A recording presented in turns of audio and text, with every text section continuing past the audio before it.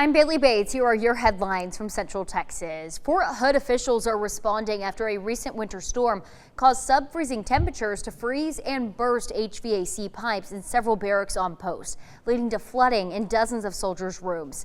6 News reporter Adrian Carbajal met with local plumbers to find out what you can do to protect broken pipes.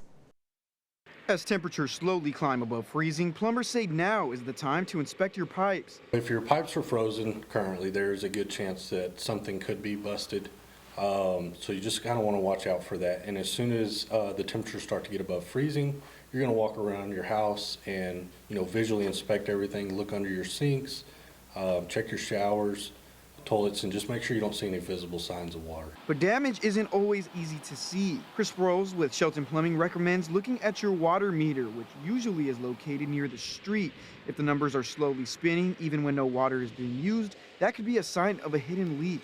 If you do find excess water or hear it running inside walls, it's time to take action. Turn the water off immediately. We're going to do a visual inspection, and then we're going to use some gauges that we'll put on the house and do what we call a static water pressure test.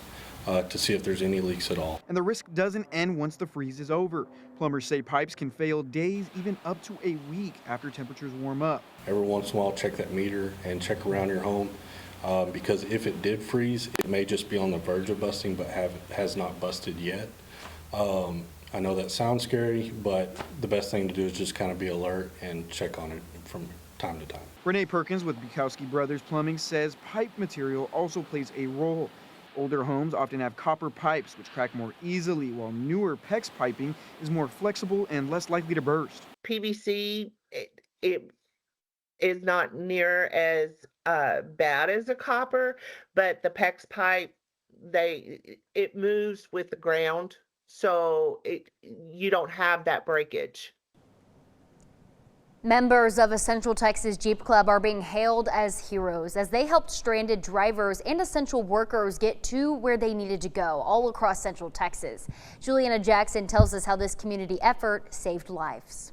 A lot of my members that jumped up and was coordinated for us and calling us out, this person needs help here. Jeep left behind. 6 News first told you about the Central Texas Outlaw Jeep Club and how they were offering free rides for essential workers and people in need during the winter storm. President Todd Kavanaugh promised they'd be there for the community. Well, the calls for help started immediately and didn't stop. One nurse told 6 News the club stepped up and got multiple nurses to the hospital so they could keep patients safe.